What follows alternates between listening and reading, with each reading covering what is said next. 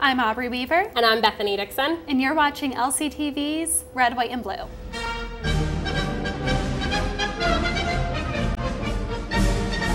This week kickstarted the presidential debates. The first debate was held on October 3rd. The moderator was former PBS anchor Jim Lehrer. What did you think of the moderator? I thought he looked pretty frightened the entire time going up against those two. I felt a little bad for him. I kind of felt like he was intimidated by the president, which is strange because I read that this was like his 12th debate that he's moderated. He's done a lot of them, but every time he opened his mouth, Obama and Romney kind of jumped down his throat and said, "Let me finish." I think my favorite moment may have been when the president told him that the moderator 5 seconds left, and he went then 2 minutes longer. And then Lehrer had to explain, "I had the time." Yeah. And now it's gone. Exactly, yes. Going into the debate, only two things could really happen to Governor Romney. He had pretty low expectations for this debate. Obama is considered the better speaker, the more effective debater. So Governor Romney could either A, meet expectations, or B, exceed expectations, which is kind of a win-win. President Obama, on the other hand, had a very different set of problems. He could either meet expectations, which were already pretty high for him. Yeah, or he could do poorer than expected. So that's not exactly the way you want to go into a debate. It seemed like Romney started off pretty unsure of himself, too. He went in a little hesitant, a little less self-assured, but as the debate went on, it was clear he did his research, and he came off as the more impressive candidate, having done the statistical background info, and the body language was evident, too, that he stood up tall and was making eye contact with the audience and his opposition, and he was very confident with what he was saying. It seemed clear to me, the president came off as though he was a little bit tired, which you can't fault him for. He does run a country, but he appeared tired and he didn't appear at his fighting weight. Romney really kind of came in fighting, and Obama just wasn't at his best. Romney was what Obama was circa 2008.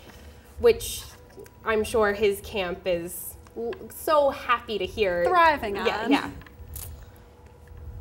Nowadays, politics seems to be all about choosing the lesser of two evils. It's all about, in campaign ads, who did what they didn't do, rather than, I did this, he didn't do this, so you should vote for me. It doesn't have to do with what they've accomplished, but rather what the other candidates have failed to I would accomplish. agree with that. I think the biggest problem with the current American debate format is that it's all about how it appears, how the candidate appears to have performed, not what he says, or he or she says, more what they look like while they're saying it.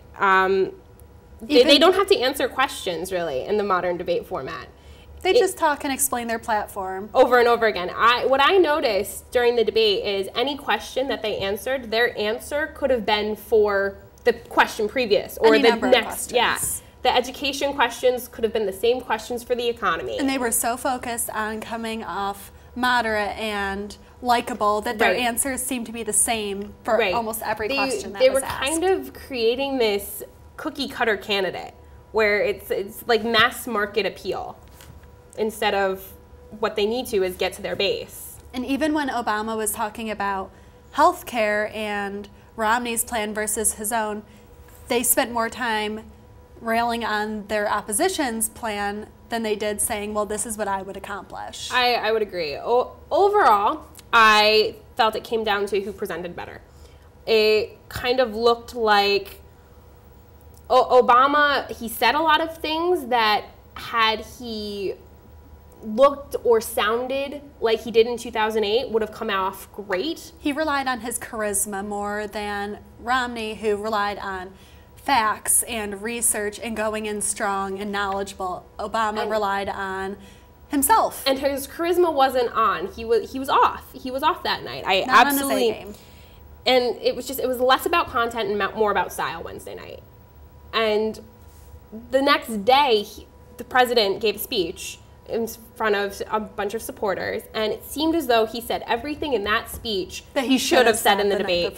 He went after the Big Bird attack. As Romney stated, he was going to cut PBS funding. He says, "I love Big Bird." He loved a lot of things. He loved coal, green energy, and great education. Romney loved what voters want to hear he loves, is what I would say. But yeah, so when he said he loved Big Bird, Obama should have jumped on that. He should have gone, really, you love Big Bird, then why are you going to cut Big Bird? I love Big Bird too. I love Masterpiece Theater. I love Downton Abbey. But especially in the context that the moderator was from PBS. Exactly. Blair, for the record, did not look pleased. No, I would say that's when he kind of lost his cool and got a little more flustered. Heated. Yeah.